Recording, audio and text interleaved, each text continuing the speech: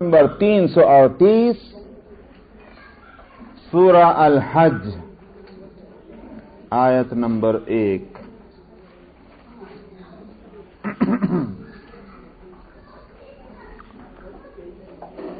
अऊज़ु बिल्लाहि मिनश शैतानिर रजीम। बिस्मिल्लाहिर रहमानिर रहीम। या अय्युहन नासु इत्तक़ू रब्बकुम इन्न ज़ल्ज़लतस साअति शैउन अज़ीम। यौम तरौनहा तज़हलु कुल्लु मुर्दिअतिन अम्मा अर्दअत व तदअु कुल्लु ज़ाति हम्लिन हम्लहा व तरन नास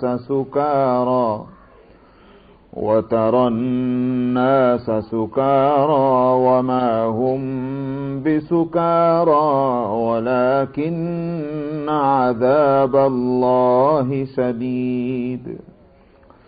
वमिनन नासि मन युजादिलु फिल्लाहि बिगैरि इल्मिन वयत्तबिउ कुल्ल शैतानिन मरीद।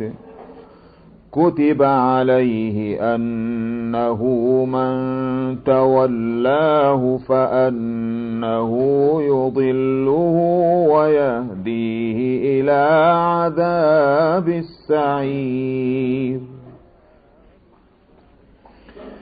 या अय्युहन नासु इन कुंतुम फी रैबिन मिनल बअसि फइन्ना खलक़नाकुम मिन तुराबिन सुम्मा मिन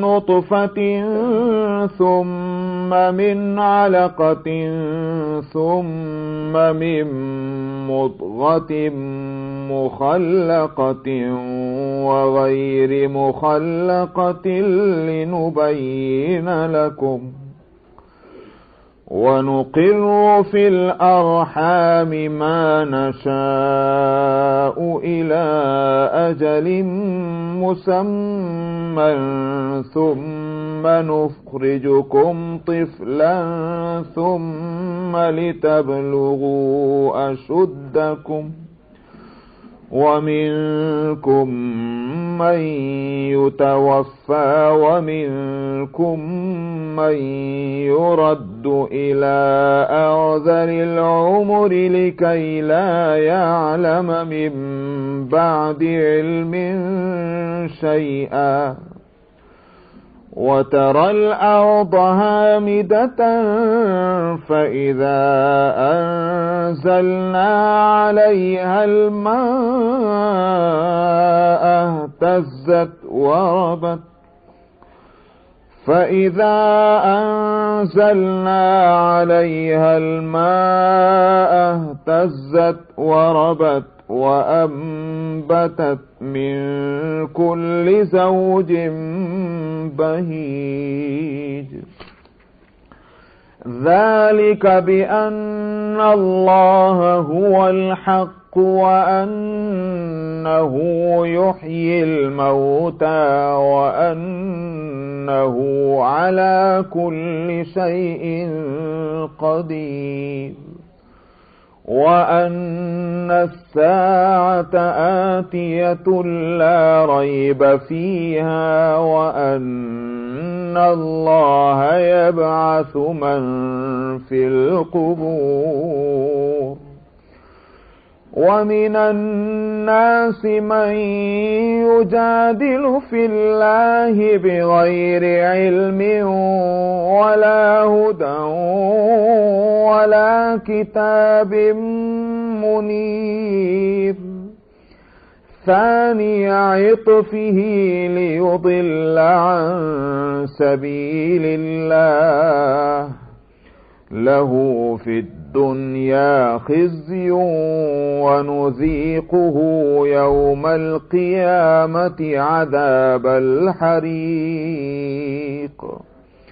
ذلك بما قدمت يداك وأن الله ليس بظلام للعبيد ومن الناس من يعبد الله على حرف فإن أصابه خير اطمأن به وإن أصابته فتنة انقلب على وجهه خسر الدنيا والآخرة ذلك هو الخسران المبين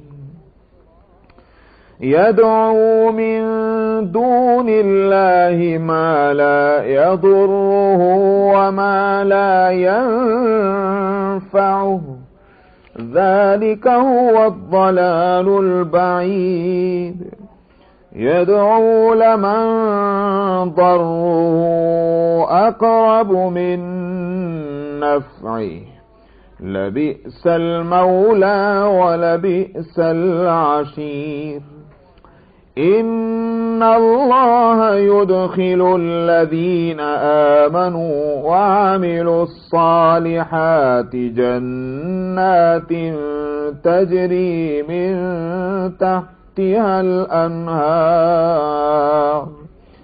إن الله يفعل ما يريد صدق الله العظيم.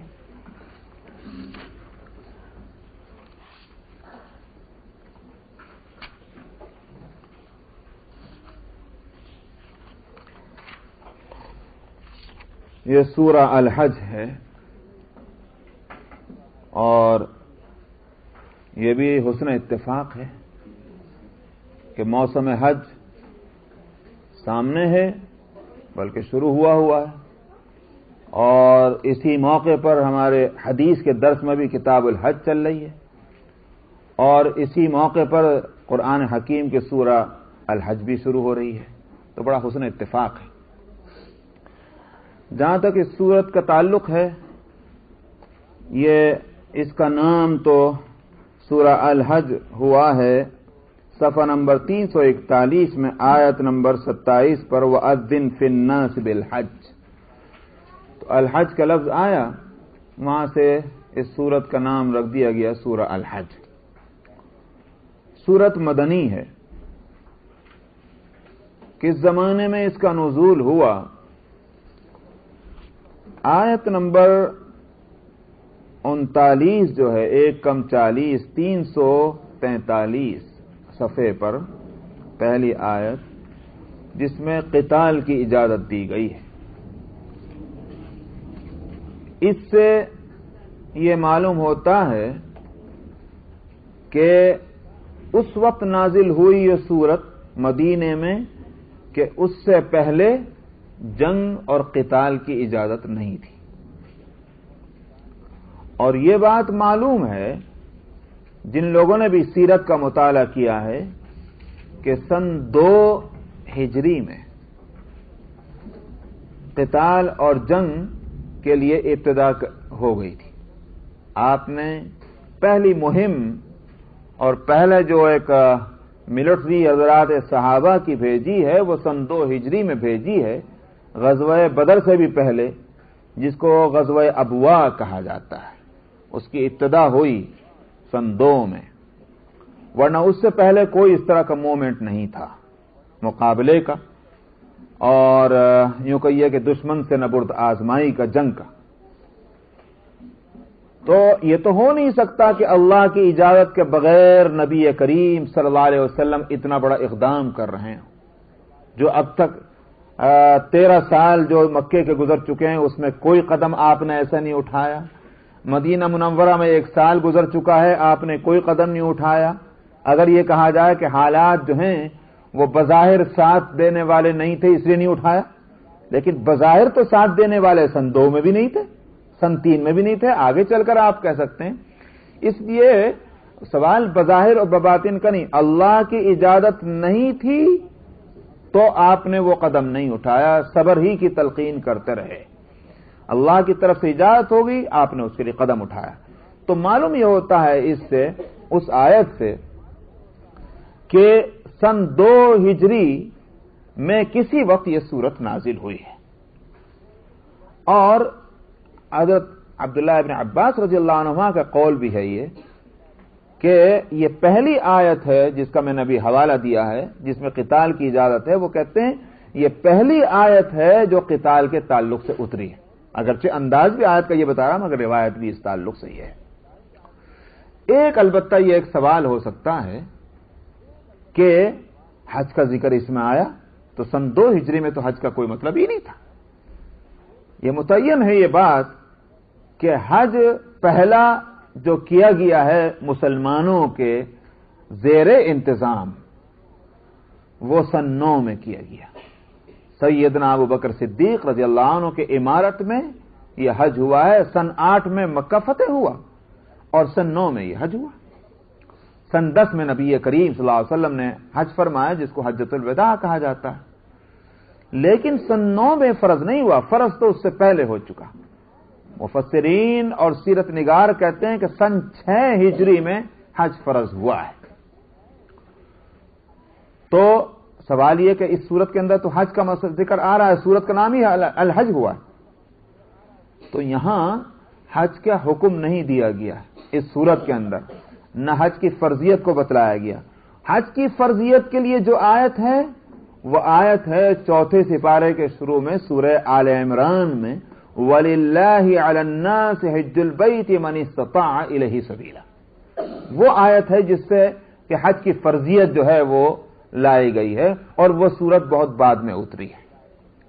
اس لیے حاصل یہ ہے اس ساری بات کا کہ سن 2 ہجری میں اس سورت کا نازل ہونا مختلف دلیلوں سے اور مختلف قرینوں سے معلوم ہوتا ہے۔ جہاں تک اس سورت کے مضامین کا تعلق ہے، اس سورت میں دراصل خطاب 3 طبقوں سے کیا گیا ہے، 3 طرح کے لوگوں سے۔ ایک تو وہ کہ جن کو اسلامی تاریخ کی اصطلاح میں کفار اور مشرکین کہا جاتا ہے، کھلے طور پر جو نہ ماننے والے ہیں اسلام کے یا مد مقابل ہیں، ایک تو وہ طبقہ ہے۔ دوسرا طبقہ ہے جن کو منافق کہا جاتا ہے، کہ بظاہر مومن اور بباطن کافر، ایک طبقہ وہ ہے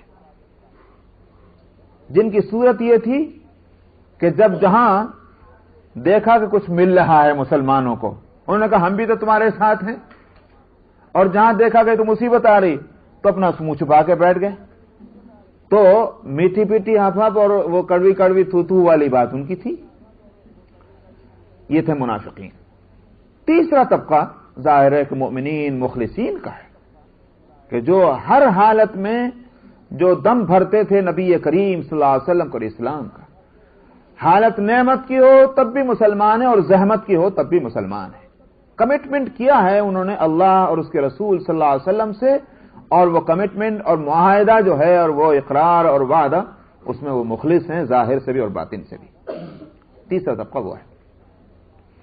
جہاں تک پہلے طبقے کا مسئلہ ہے کفار اور مشرکین کا، ان کو تو یہاں یہ کہا گیا اس صورت کے اندر کہ تم نے ضد اور عداوت اور دشمنی میں جو نبی کریم صلی اللہ علیہ وسلم کی پیش کردہ دعوت کو ٹھکرایا اور اس کے مد مقابل آیا، اور وہ باتیں کہ جو دن کے اجالے کی طرح سے بالکل ظاہر اور عیاں ہیں، اللہ کی وحدانیت، رسول کی رسالت اور قیامت کا ہونا اور مر کر دوبارہ زندہ ہونے کا مسئلہ، جس کے لیے بے شمار دلائل ہیں، جس کو جھٹلایا نہیں جا سکتا، مگر تم نے ان سب کو جھٹلایا۔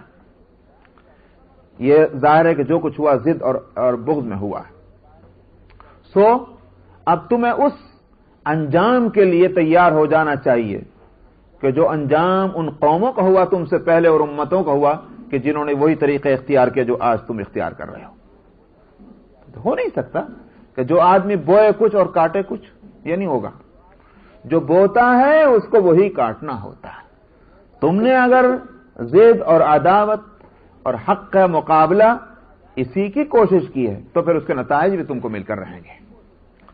ایک طرف تو ان کو یہ خطاب کیا گیا، دوسری طرف منافقین کو کہا گیا کہ آخر یہ کون سا ایمان ہے جس کے تم دعوے دار ہو کہ جب اچھی حالت ہو تو کہو کہ یہ رسول ہمارے رسول، اللہ ہمارا اللہ، اور جب جو ہے پریشانیوں کا سامنا ہو تو اس نے کہا السلام علیکم، بس ہمارا تمہارا کوئی تعلق نہیں۔ یہ غلط ہے۔ اگر مومن بننا ہے تو صحیح صحیح مومن بنو۔ ان کو گویا یوں کہیے کہ ایک طرف ان کو ان کی اس بد اخلاقی کو کی طرف متوجہ کیا گیا۔ یہ تو بہت ہی بد اخلاقی کی بات ہے کہ ایک حالت میں ساتھ ہونا، جہاں دیکھی تب رات وہیں گزاری ساری رات، یہ کوئی ساتھ ہوا؟ اور مسلمانوں کو یہ کہا گیا کہ تمہاری یہ محنت رائے گاہ نہیں جائے گی، تمہارے لیے جنتوں کے دروازے کھلے ہوئے ہیں، تم نے محنت کی ہے اخلاص کے ساتھ، لگن کے ساتھ، اس کا اجر تم کو ملنے والا، وہ تمہارے لیے مقرر ہے۔ مسئلہ ایک اور ہے، اور وہ خاص طور پر سن 2 ہجری میں، جس سے کہ مسلمان مؤمنین جو ہیں اس وقت 2-4 ہیں۔ وہ مسئلہ ہے یہ کہ ابھی تازہ ہی واقعہ ہے، ایک ہی سال گزرا ہے، 1.5 سال، اگر اس صورت کو سن 2 میں نازل ہونا مان لیا جائے، جس کی تفصیل میں بتلا چکا ہوں۔ تو خاص طور پر وہ لوگ کہ جو ہجرت کر کے آئے ہیں مکے سے، سال بھر میں کیا وہ ساری باتیں آدمی بھول جاتا ہے اپنی پچھلی زندگی کی؟ ایک طرف تو مکہ چھوڑنا، اس کی تکلیف آج تک ہوگی، اور مکہ بھی وہ جو بلد اللہ الحرام ہے، اللہ کا شہر ہے، محترم اور معظم شہر ہے، کہ نبی کریم صلی اللہ علیہ وسلم نے بھی، حالانکہ اللہ کے حکم سے ہجرت ہو رہی تھی، اس لیے تو آپ نے ہجرت نہیں فرمائی کہ ان کو مکے میں کوئی تکلیف تھی جو مدینے میں راحت ملنے والی تھی، یہ تو نہیں تھا، بلکہ ظاہر ہے کہ اللہ کے حکم سے ہجرت کی۔ لیکن اس کے باوجود آپ بہرحال وہ بشری جو تقاضے ہوتے ہیں اور جذبات اور احساسات ہوتے ہیں، ان سے تو آپ کا سینہ خالی نہیں تھا، اس لیے ہجرت کرتے وقت بھی آپ مکے سے باہر نکل کر کے اور مکے کی طرف آپ نے رخ کر کے کہا کہ اگر اللہ کا حکم نہ ہوتا اور قوم اس حالت میں نہ پہنچاتی تو میں تجھے نہ چھوڑتا، اس لیے کہ وہ شہری ایسا ہے، وطن ہر ایک کو عزیز ہوتا ہے، حب الوطن من الایمان، ایک تو یہ کہ محبت وطن کی جو ہے وہ ایک مومن کے ایمان کا، اور پھر بھی وطن کون سا؟ مکے کا۔ تب جن صحابہ نے اس کو چھوڑا ہوگا کیا ان کو تکلیف نہ ہوگی؟ خاص طور پر یہ تکلیف تازہ ہوئی ہوگی جب وہ یوں کہیے کہ حج کا موسم آیا ہوگا، حج کا وہ وقت آیا سن 1 ہجری گزرنے پر، تو وہ وقت یاد آیا ہوگا کہ جب ہم مکے میں ہوتے تھے تو حاجی آیا کرتے تھے تو طواف ہوا کرتا تھا اور یہ ہوتا تھا وہ ہوتا تھا۔ تو ایسے وقت میں جب غم تازہ ہوتا ہے تو ساتھ ساتھ میں کچھ جذبات مشتعل ہوتے ہیں، غصہ بھڑکتا ہے۔ اس موقع پر 2 طرح کی باتیں کہی جانی جو تھی، وہ ایک بالکل ایک یوں کہیے کہ ایک نفسیاتی بات تھی۔ ایسے موقع پر اگر کسی کو یہی کہا جاتا رہے صبر ہی کرو، بھائی کہاں تک کرو؟ صبر تو سنتے سنتے 13 سال گزر گئے، اور اگر یہ کہا جائے خالی کہ جاؤ جا کے ان کے جو ہے سر قلم کر دو، یہ بھی۔ اس لیے دونوں باتیں یہاں کہی جا رہی ہیں، تم نے اب تک صبر کیا ہے، تم نے قربانیاں دی ہیں، اس کا بدلہ بالکل تیار ہے، اور دوسری طرف یہ بھی ہے کہ اب وقت بے شک آ گیا ہے کہ اب تم اس کے لیے تیار ہو جاؤ، تم کو اجازت دی جا رہی ہے کہ تم بے شک اب مقابلے کے لیے کھڑے ہو جاؤ۔ اور کیوں؟ اس لیے نہیں کہ تم جو ہے تمہاری ذات کا مسئلہ اٹکا ہوا ہے، بلکہ اس میں بھی یوں کہیے کہ جذبات اور خیالات کا رخ پھیرا گیا ہے۔ یہ نہیں کہ وہ تمہارا وطن تھا، تم وطن سے بے وطن ہوئے ہو اس لیے تم کو کھڑا کیا جا رہا ہے۔ بے شک ان اسباب میں سے ایک سبب یہ بھی ہے، تسلیم ہے، مگر مین جو ریزن ہے وہ کیا ہے؟ وہ یہ ہے کہ مکہ وہ جگہ ہے کہ جہاں اللہ کا گھر ہے۔ اس اللہ کے گھر کو جب بنایا گیا تھا، حضرت ابراہیم علیہ الصلوۃ والسلام نے خاص طور پر جو معمار ہیں بیت اللہ کے، یعنی تعمیر جدید کرنے والے، یہ مطلب نہیں کہ اس سے پہلے بیت اللہ تھا نہیں، بیت اللہ تو تھا، حضرت آدم علیہ الصلوۃ والسلام کے وقت سے چلا آتا ہے بیت اللہ تو۔ اگر ایک ویسی بھی بات ہے، اگر پہلا انسان پہلا نبی ہو، اور یہ معقول بات ہے، ہونا ہی یہی تھا تو پھر کیا اس پہلے انسان اور پہلے نبی کے لیے کوئی مرکز نہ ہوگا کہ جہاں وہ اللہ کو یاد کرے؟ اس لیے طبعی طور پر ان اول بیت وضع للناس، پہلا گھر جو لوگوں کے لیے بنایا گیا وہ مکے کے اندر ہے. تو اولین گھر اس زمین پر جو بنا وہ بیت اللہ بنا. بعض لوگ یہ کہتے ہیں، یہاں ایک مسئلہ یہ آتا ہے کہ ان اول بیت وضع للناس، اس کا کیا معنی ہے؟ بعض مفسرین اس طرف گئے ہیں کہ واقعتاً اس سے پہلے کوئی تعمیر ہوئی نہیں کسی بھی قسم کی اس سرزمین کے اوپر، پہلا گھر جو ہے یہی بنا. بعض کہتے ہیں بیت سے مراد ہے بیت اللہ، یعنی اللہ کے گھر، عبادت کی جگہ. اور گھر بن گئے ہوں گے لیکن اللہ کی عبادت کے لیے پہلی جو عمارت بنی ہے وہ یہی بنی ہے بیت اللہ.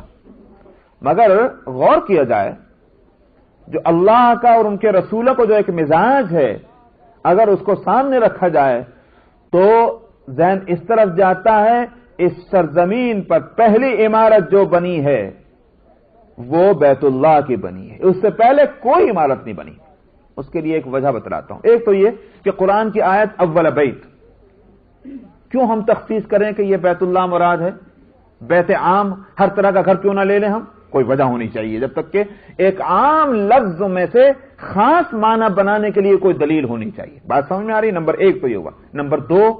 نمبر دو یہ میں نے کہا کہ اللہ اور ان کے رسولوں کو جو مزاج ہے، میں نے ایک لفظ ابھی کہا. دیکھیے نبی کریم صلی اللہ علیہ وسلم ہجرت کر کے مدینہ منورہ میں تشریف لاتے ہیں.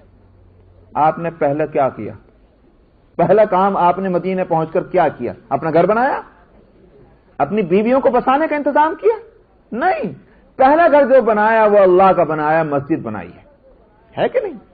پھر آپ نے اپنے گھروں کی طرف توجہ دی ہے. انبیاء کا طریقہ یہی رہا ہے. جب یہ ہے تو آدم علیہ الصلوۃ والسلام دنیا میں تشریف لائیں اور نبی بن کر آ رہے ہیں.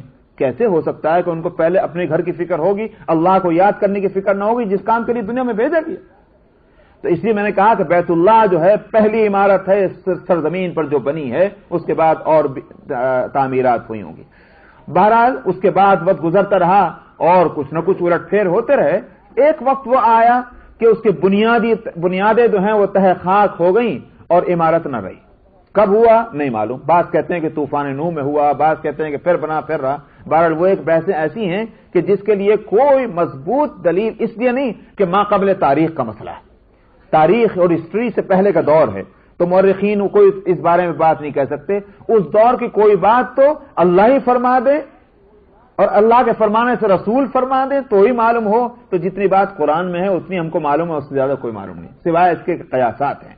لیکن یہ ضرور ہے کہ ابراہیم علیہ الصلوۃ والسلام کا جو دور ہے اس دور میں عمارت زمین کے اوپر نہیں تھی، بنیادیں تہ خاک تھی. اور اللہ سبحانہ و تعالی نے جیسے اس میں بھی آئے گا صورت میں وَإِذْ بَوَّأْنَا لِإِبْرَاهِيمَ، اس ٹھکانہ بتلایا بیت اللہ کا حضرت ابراہیم علیہ السلام کو اللہ سبحانہ و تعالی نے. تو انہی بنیادوں پر انہوں نے عمارت. اور سورہ بقرہ میں آیت گزر چکی ہے وَإِذْ يَرْفَعُ إِبْرَاهِيمُ الْقَوَاعِدَ مِنَ الْبَيْتِ وَإِسْمَاعِيلُ. سمجھا؟ قواعد کہتے ہیں فاؤنڈیشن کو، بنیاد کو، اور رفع کہتے ہیں بلند کرنے کو. تو جب بلند کی بیت اللہ کی بنیادوں کو ابراہیم اور اسماعیل نے، کیا مطلب بلند کرنے کا؟ بنیادیں موجود ہیں، ان کو اوپر اٹھایا جا رہا ہے. تو اس کا مطلب یہ ہے کہ تعمیر اوپر ہو رہی، بنیادیں پہلے سے موجود ہیں. تو ابراہیم علیہ الصلوۃ والسلام نے اس کی تعمیر جدید کی. تو یہاں اس صورت میں کیا بتلایا گیا؟ ابراہیم علیہ الصلوۃ والسلام نے اس وقت کیا کہا تھا. اور ابراہیم کا ذکر خاص طور پر اس لیے کیا گیا کہ عرب کے سارے لوگ حضرت ابراہیم علیہ الصلوۃ والسلام کو اپنا فور فادر کہتے تھے، جد امجد. ہم سب ان کے اولاد ہیں اور انہی کے اولاد ہونے کی وجہ سے اپنے آپ کو متولی اور وارث کہتے تھے بیت اللہ کا. تو ان کو خاص طور پر ابراہیم علیہ الصلوۃ والسلام کی اس وقت کی یاد دلائی گئی جس وقت انہوں نے بیت اللہ کی تعمیر کی. کیا کہا تھا انہوں نے یہ کہا تھا کہ میری اولاد کے واسطے وَأَذِّن فِي النَّاسِ. انہوں نے تو لوگوں میں اعلان کیا تھا حج کا. اس کا کیا مطلب ہوا؟ اس کا مطلب ہوا کہ اس بیت اللہ کے اوپر جتنا حق مکے والوں کا اتنا حق غیر مکیوں کا بھی ہے. یہ اس اعلان کا مطلب تھا. تو ایک تو یہ بات تمہارے ذہنوں میں رہنی چاہیے کہ تم اس کے مالک نہیں ہو، تم اس کے وارث نہیں ہو، تمہارا حق صرف اتنا ہی ہے جتنا دوسروں کا ہے.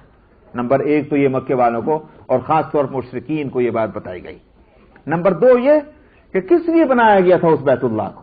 اس لیے بنایا گیا تھا کہ اس کو شرک سے اور کفر سے پاک صاف کر کے ایک اللہ کی عبادت کی جائے. وہ آیت آئے گی، اس کو آپ اچھی طرح سمجھ لیں گے. لیکن عجیب بات ہے کہ آج یہ کیا ظلم ہو رہا ہے کہ جو اللہ کو یاد کرنا چاہیں ان کے لیے دروازہ تم بند کر دو بیت اللہ کا، اور اللہ کے علاوہ جو دوسروں کی عبادت کریں ان کے لیے دروازے کھلے ہوئے ہوں. یہ ان کو یہ کہا گیا کہ ایک ظلم ہے جو تمہاری طرف سے ہو رہا ہے. تو مسلمانوں کو یوں کہیے کہ اب کہا گیا کہ بے شک یہ موقع آیا ہے کہ بیت اللہ جو جس مقصد کے لیے بنایا گیا، جب مقصد ہی پورے طور پر فوت کر دیا گیا اور اب تمہارا کوئی حق اس میں باقی نہیں رکھا، تو اب جاؤ اٹھو اور اس بیت اللہ کو کفر اور شرک سے پاک صاف کرنے کے لیے کھڑے ہو جاؤ اور اب جہاد کرو اور قتال کرو. تو یہ ہے مضمون اس سورت کا. باقی اور بھی چیزیں ہیں جو اس سے متعلق ہیں اور تفصیلات انشاءاللہ وہ آہستہ آہستہ آتی چلی جائیں گی. ابتدا کی گئی ہے اس سورت کی قیامت کے واقعے سے، کیونکہ قیامت ہی تو وہ چیز ہے، مسئلہ وہ قیامت ہی تو وہ ہے. اگر اس کا یقین پیدا ہو جائے تو آدمی خرمستیاں کہاں کو کرے. یہ ساری جو ہیں گلچھرے انسان کیوں اڑاتا ہے، کہیں بھی اس کا سر نہیں جھکتا تو کیوں نہیں جھکتا؟ اس لیے کہ قیامت سے بے فکری ہے. اسی قیامت کا اگر یقین پیدا ہو جائے انسان کو تو پھر وہ انسان بن جائے، اس کا جو حیوانیت ہے وہ ساری نکل جائے.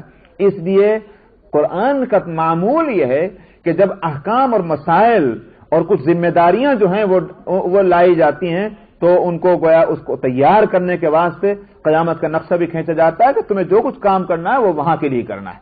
اس لیے فرمایا اے لوگو ڈرو تم اپنے رب سے، ان زلزلۃ الساعۃ شیء عظیم، قیامت کا جھٹکا بڑی ہی چیز ہے. کیسا جھٹکا؟ زلزلہ جس کو ارتھ کویک کہتے ہیں انگلش میں، تو یہ ہے زلزلہ. کس وقت ہوگا یہ زلزلہ؟ کب کی بات ہے قیامت میں؟ اس لیے کہ قیامت کے تعلق سے 3 باتیں روایت میں آتی ہیں. ایک 3 مرحلے. ایک مرحلہ تو اس کو کہا گیا یعنی نفخ فضا. سور کا لفظ سنا ہے نا؟ سور پھونکا جائے گا. حضرت اسرافیل فرشتے اسی کام کے لیے ہیں، منتظر ہیں کب اجازت ملے اور پھونک دوں سور. وہ بالکل تیار. تو وہ سور جو ہے وہ پھونکا جائے گا ایک مرتبہ. اس کا نام حدیث میں آتا ہے نفخ فضا. فے اور زے اور عین، فضا عین.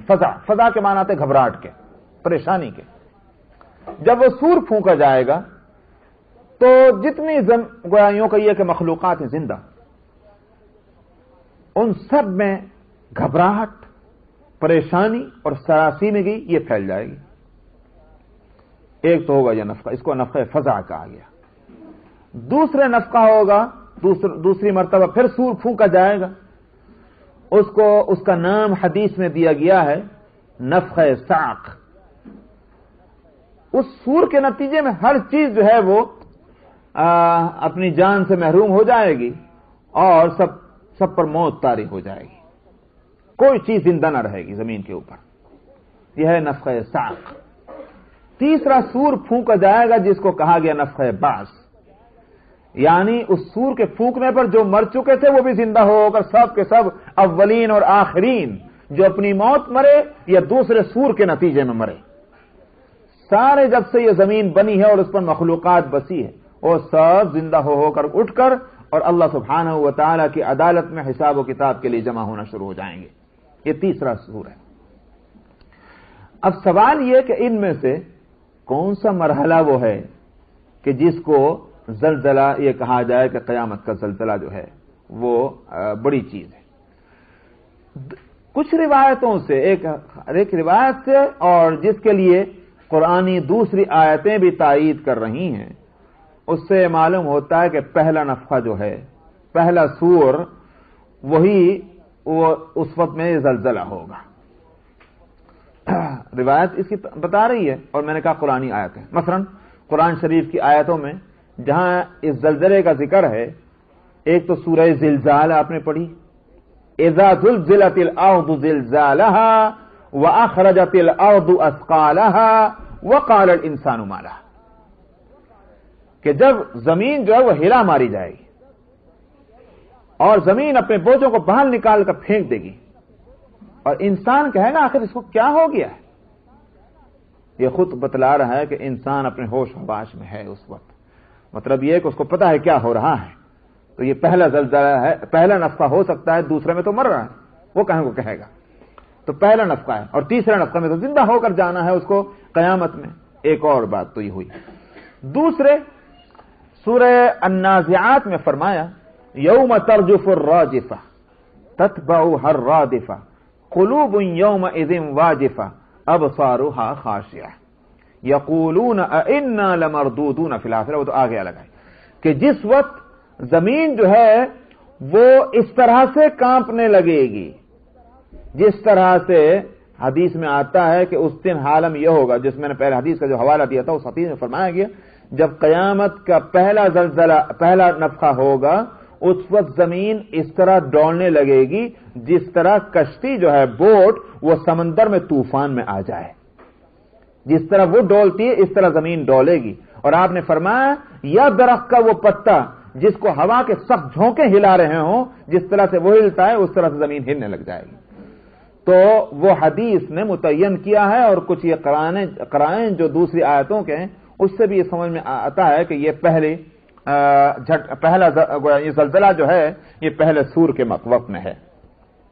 یوم ترونها تذهل كل مرضعة عما ارضعت، یہ آگے خود آیت اس کو متعین کر رہی ہے۔ فرمایا آپ دیکھیں گے اس وقت کہ ہر دودھ پلانے والی بھول جائے گی اس کو جس کو دودھ پلا رہی تھی۔ یہاں ایک بات بڑی اچھی ہے، ایک تو لفظ آتا ہے دودھ پلانے والی جو ہے، اس کے لیے دو لفظ آتے ہیں عربی میں، ایک لفظ آتا ہے مرضع، ایک آتا ہے مرضعہ۔ اصل تو مرضعہ ہی ہونا چاہیے، عورت ہی دودھ پلاتی ہے، یعنی مرضع جو ہے یہ ہے میل، اپنا لفظ جو ہے یہ میل ہے، اور مرضعاتن یہ فیمیل لفظ ہے۔ تو دونوں لفظ آتے ہیں مگر ظاہر ہے وہ عورت ہی کے لیے بولے جاتے ہیں، اس لیے کہ عورت ہی دودھ پلاتی ہے، مگر فرق ہے دونوں کے معنی کے اعتبار سے۔ کیا فرق ہے؟ مرضع تو اس عورت کو کہتے ہیں کہ جو دودھ پلاتی ہے، ضروری نہیں کہ اس وقت بھی دودھ پلا رہی ہو، سمجھ میں آیا؟ ہاں دودھ پلاتی ہے کسی بچے کو۔ مرضعاتن دودھ پلانے والی اس عورت کو کہتے ہیں جو اس وقت دودھ پلا رہی ہے اور بچہ اس کی چھاتیوں کو لگا ہوا ہے، اس حالت کو مرضعاتن کہتے ہیں، اس عورت کی اس حالت کو۔ یہاں کیا فرمایا؟ فرمایا کہ یوم ترونها تذهل كل مرضعة عما ارضعت، کہ جس روز کہ بھول جائے گی دودھ پلانے والی جس حالت میں کہ وہ دودھ پلا رہی ہے۔ کس کو بھول جائے گی؟ جس کو دودھ پلا رہی تھی، یعنی ہوش حواس اتنے جو ہیں وہ ختم ہو چکے ہوں گے۔ بھئی چھاتی کو لگا ہوا ہے بچہ اور پھر بھول گئی، ہوش نہیں اس کو۔ اس سے اس سختی کو بتلانا ہے۔ ایک تو یہ کہ بچے کو دودھ تو پلاتی تھی مگر بچہ ہی نہیں ہے، ہو سکتا ہے بھول جائے کسی پریشانی میں، لیکن وہ تو چھاتی کو لگا ہوا ہے۔ اما ارضعت وتضع كل ذات حمل حملها، اور ہر حمل والی اپنے حمل کو گرا دے گی۔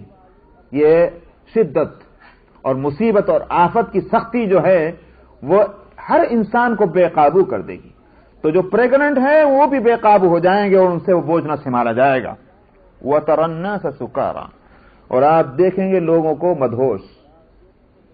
وَمَا هُمْ بِسُكَارَىٰ، اصل میں تو سکر نشے کو کہتے ہیں، نشے کی جو حالت ہے، اسی لیے ترجمہ میں ہوگا آپ دیکھیں گے جیسے نشے میں ہوں۔ میں نے اسی لیے ترجمہ کیا کہ مدہوش۔ نشہ تو دراصل ایک ایسی حالت کو کہتے ہیں کہ جو کسی چیز کے استعمال سے پیدا ہو۔ تو ظاہر ہے کہ یہاں کوئی چیز استعمال تو نہیں کی گئی، اس لیے میں نے لفظ مدہوش استعمال کیا، اگرچہ سکر اور سکارا، سکر کہتے ہیں نشے کو اور سکار اسی کو کہتے ہیں کہ جو نشے میں ہو۔ فرمایا وما ہم بسکارا، حالانکہ یہ مدہوش نہ ہوں گے، ولیکن عذاب اللہ شدید، مگر اللہ کا عذاب بھی بڑا سخت ہوگا۔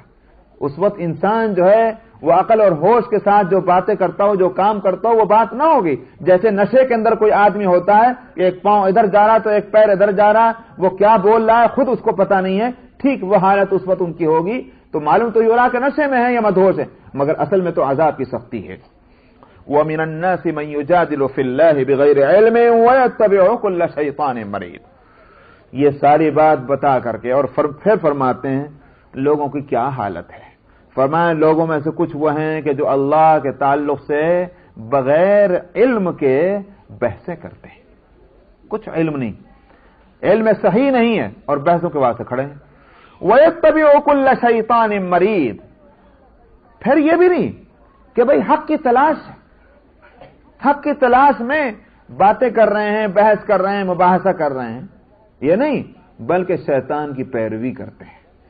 تو ایک حق کا متلاشی اگر ہو، مثال کے طور پر ایک اسٹوڈنٹ کلاس روم میں بحث کر رہا ہے تو وہاں بحث جو وہ کر رہا ہے اپنے ٹیچر سے، وہ تو اس لیے کر رہا ہے کہ جو مسئلہ سامنے ہے وہ اس کی اچھی طرح سمجھ میں آ جانا چاہیے، ورنہ کل کو وہ خود دوسروں کو ٹیچ کیسے کرے گا۔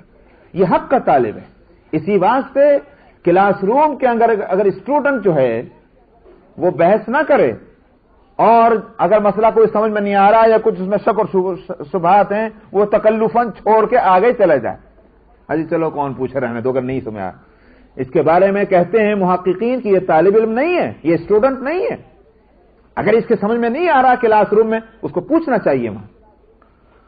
تو وَيَتَّبِعُ كُلَّ شَيْطَانٍ مَرِيدٍ، ان کی بحثیں جو ہیں وہ اس لیے نہیں ہیں بلکہ ان کی بحثیں اس لیے کہ وہ شیطان کی پیروی کرنے والے ہیں۔ وَيَتَّبِعُ كُلَّ شَيْطَانٍ مَرِيدٍ، مرید کہتے ہیں سرکش کو، تو مرید تو وہ ہوتا ہے جو حق کا طالب ہو اور مرید وہ ہوتا ہے جو سرکش ہو۔ ہم سمجھ میں اب باقی ہم خود ہی دیکھ لیں ہم کون ہیں۔ کتب علیہ انہ من تولاہ، فرمایا کہ حالانکہ یہ بات طے ہو چکی ہے، لکھی جا چکی ہے کہ جس نے اس شیطان کو اپنا دوست بنا لیا فَإِنَّهُ يُضِلُّهُ، وہ تو گمراہی کر کے چھوڑے گا، وَيَهْدِيهِ إِلَىٰ عَذَابِ السَّعِيرِ، اور اب اس کی رہنمائی چاہیے تو وہ رہنمائی کہاں کی کرے گا؟ جہنم کے عذاب کی۔ اسی لیے قرآن حکیم میں فرمایا کہ دوست جو ہیں دو ہیں، اور تم دیکھ لو دونوں میں سے کس کو دوست بنانا چاہتے ہو۔ ایک دوست ہے اللہ اور ایک دوست ہے شیطان۔ اللہ دوست جب بنتا ہے کسی کا، ظاہر جب بنے گا جب لوگ اس کو دوست بنائیں گے، تو فرمایا کہ اللہ ولی الذین آمنوا یخرجہم من الظلمات الی النور، اللہ دوست ہے کن کا؟ ایمان والوں کا۔ دوستی کا حق کیسے ادا کرتا ہے؟ یخرجہم من الظلمات الی النور، اندھیریوں سے اجالے میں لے آتا ہے۔ اندھیریاں کہیں کی؟ باطل کی، اجالا کہیں کا؟ حق کا۔ یہ تو اللہ دوستی کا حق ادا کرتے ہیں، اس طرح سے ایمان والوں کے ساتھ۔ والذین کفروا اولیاؤہم الطاغوت یخرجونہم من النور الی الظلمات، فرمایا جہاں تک کافروں کا معاملہ ہے انہوں نے طاغوت ان طاقتوں اور قوتوں کو کہا جاتا ہے کہ جو اللہ سے جن کا تعلق نہ ہو، شیطان ان کا مرکز ہو، ان کو طاغوت کہتے ہیں۔ کہ والذین کفروا اولیاؤہم الطاغوت، ان کے دوست جو ہیں وہ طاغوت ہیں۔ وہ کیسے دوستی کا حق ادا کرتے ہیں؟ یخرجونہم من النور الی الظلمات، وہ اور روشنی میں تھوڑی بہت جو کچھ تھے بھی اس سے بھی نکال کر اندھیریوں میں لے جاتے ہیں۔ کون سی روشنی؟ وہ روشنی جو اللہ نے ہر پیدا ہونے والے کے نیچر میں رکھی ہے، وہ اس کو بھی ختم کر دیتے ہیں۔ سمجھ میں آیا؟ تو یہ ہے ان شیطانوں کی دوستی کا حال۔ اس لیے یہاں فرمایا کہ کتب علیہ انہ من تولاہ، لکھ دی گئی ہے یہ بات کہ جو اس کو دوست بنائے گا وہ تو اس کو بے راہ کر کے چھوڑے گا اور راستہ بھی بتلائے گا تو کدھر کا؟ جہنم کے عذاب کا۔ یا ایھا الناس، اے لوگو، اگر تم شک میں ہو بعث کے تعلق سے، بعث کس کو کہتے ہیں؟ مر کر دوبارہ زندہ ہو کر اٹھنے کو، وہ ہے بعث۔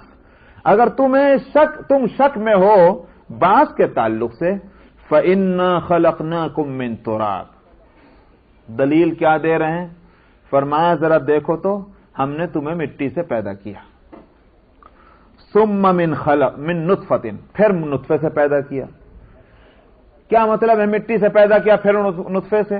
दो माना बतलाए गए हैं। मुफस्सिरीन यहां दो माना बतलाते हैं। एक तो ये आदम अलैहिस्सलातु वस्सलाम की पैदाइश मिट्टी से हुई, उनको उनसे बनाया, और उसके बाद उनकी औलाद का सिलसिला जो है वो नुत्फे से चला। तो ये सुम्मा इस माना के एतबार से भी। बाज मुफस्सिरीन कहते हैं कि ये भी माना हो सकते हैं, हर इंसान की पैदाइश का पहला मरहला जो है वो मिट्टी है। किस एतबार से कि भाई नुत्फा भी बनता है तो कैसे बनता है? ग़िज़ाओं से, और ग़िज़ाएं कहां से आती हैं? जमीन से। तो असल तो हर इंसान की फिर भी मिट्टी ही निकली। तो इन्ना खलक़नाकुम मिन तुराब, हमने तुम्हें पैदा किया मिट्टी से, सुम्मा मिन नुत्फतिन, फिर नुत्फे से, फिर सुम्मा मिन अलक़तिन, फिर जमे हुए खून से, सुम्मा मिन मुद्ग़तिन, फिर गोश्त के एक लोथड़े से, और वो मुखल्लक़तिन व गैर मुखल्लक़तिन, बेशकल और जिसकी एक शक्ल भी बन गई। मुखल्लक़ा जिसमें शक्ल बना दी जाए, और वगैर मुखल्लक़तिन जिसके अंदर कोई शक्ल ना हो, यानी मुख्तलिफ हालतें उसकी हैं। लिनुबय्यिन लकुम, ये बात हम इसलिए बतला रहे हैं ताकि तुम्हारे सामने तफसील आ जाए कि तुम्हारी खुद अपनी हकीकत है क्या, और उससे मसला भी खुलकर सामने आ जाए जिस मसले को हम समझाना चाहते हैं। मसला क्या है? मरकर दोबारा जिंदा होने का। किस तरह से वो बात उसको समझाएंगे वो इंशाअल्लाह बाद में हम उसको बताते हैं, पहले आयत का तर्जुमा हो जाए। फरमाया वनुक़िर्रु फिल अरहामि मा नशा, और हम ठहराते हैं रहमों में जिसको चाहते हैं, इला अजलिम मुसम्मन, एक मुकर्ररा मुद्दत तक के लिए। समझने वाले तो समझते होंगे कि साहब ठीक है, आज नहीं कल पैदा हो गया, कल नहीं आज पैदा हो गया, ये बीच में से जो है वो गिर गया, तो ये सारी चीजें जो हैं ये इत्तेफाक से हो जाती, हादसाती। फरमाया कि ये हमने एक मुद्दतें मुकर्रर की हैं, उन मुद्दतों के तक हम उसको ठहराते हैं रहमों के अंदर। फिर फरमाया सुम्मा नुख़रिजुकुम तिफ़लन, फिर हम निकालते हैं तुमको बच्चा बनाकर। सुम्मा लितबलुगु अशुद्धकुम, फिर तुम इस दुनिया में आकर क्या होता है, ताकि तुम पहुंच जाओ अपनी जवानी को। वमिनकुम मन युतवफ़्फ़ा, फिर कभी तो यह होता है कि तुम में से किसी को वफात दे दी जाती है, बचपन में हो कि जवानी में हो। वमिनकुम मन युरद्दु इला अर्ज़लिल उम्र, फिर तुम में से कुछ वो होते हैं कि जिनको उम्र के रजील तरीन हिस्से तक धकेल दिया जाता है। युरद्दु का लफ्ज खास तौर पर इसको नोट कीजिएगा। युरद्दु, रद्दा युरद्दु के माना आते हैं जो हालत पहले थी उस हालत की तरफ लौटा देना, यह है रद्द। लिकै ला यअलम मिन बाद इल्मिन शैआ, ताकि जो मालूम था वो भी मालूम न रहे। बच्चे को कुछ पता नहीं, कुछ इल्म उसके पास नहीं, जवान हुआ, अब हो गए सनद और डिग्री वाले, बहुत सी चीजें मालूम है। बुढ़ापा आया, जो था वो भी गायब हो गया, फिर बच्चे ही बन गए। इसी बात से कहते हैं बच्चा बूढ़ा बराबर। अब उस उम्र में पहुंच गए कि जो याद था वो भी गायब हो गया। ये है, इसको कहा जाता है उम्र का रजील हिस्सा। नबी करीम सल्लल्लाहु अलैहि वसल्लम ने उम्र के इस हिस्से से पनाह मांगी है। क्यों? इस वास्ते कि जैसे बचपन में बच्चा दूसरों का मोहताज होता है एक एक चीज में, इसी तरह ये बड़े मियां भी दूसरों का मोहताज हो जाते हैं। फिर अगर उसी जैसे हो जाएं तो भी कोई बात नहीं। मसला क्या होता है? मसला ये होता है बच्चे के उस बचपन की हिमाकतों को तो लोग हंस हंस कर गवारा कर लेते हैं। लाड और प्यार में बच्चा जितनी गलती कर रहा है, हर गलती पर खुशी हो रहे हैं, कोई भी उससे मुस्तरिब नहीं होता, परेशान नहीं होता। मगर वही हरकतें अगर बड़े मियां करने लगते तो फिर हर एक को बुरी लगती है। तो अब जब सबको बुरी लग रही, खुद से वो हो नहीं रहा वो काम, और दूसरे मजाक उड़ा रहे हैं, तो क्या उम्र ये? इसलिए आपने इससे पनाह मांगी है। मगर इसका यह माना नहीं है कि जिस उम्र से पनाह मांगी है उस उम्र के लोगों को पे आप भी 2-4 लाते रसीद कर दें, समझ में आया? ये मतलब नहीं है, बल्कि हकीकत तो यह है कि वो एक दर्जे में मरहूम बन गया। समझ में आया? मरहूम का लफ्ज मैं बोल रहा हूं, आप ये उसका मतलब अपने उर्दू के लिहाज से ना मत समझ लीजिए कि उसका इंतकाल ही हो गया। مرحوم عربی کے اعتبار سے وہ قابل رحم جس کو کہتے ہیں، تو وہ بیچارہ قابل رحم ہے۔ اسی بات سے بعض روایتوں سے معلوم ہوتا ہے کہ عمر کا وہ مرحلہ جو ہے 90 اور اس سے اوپر کا، اللہ سبحانہ و تعالیٰ اس کے ساتھ خاص معاملے فرمانے لگتے ہیں، اور اس کو پھر اللہ سبحانہ و تعالیٰ کی یہاں وہ ان لوگوں میں شمار کیا جاتا ہے جو اللہ کے لیے قید ہے، سمجھ میں آیا؟ ان کو اللہ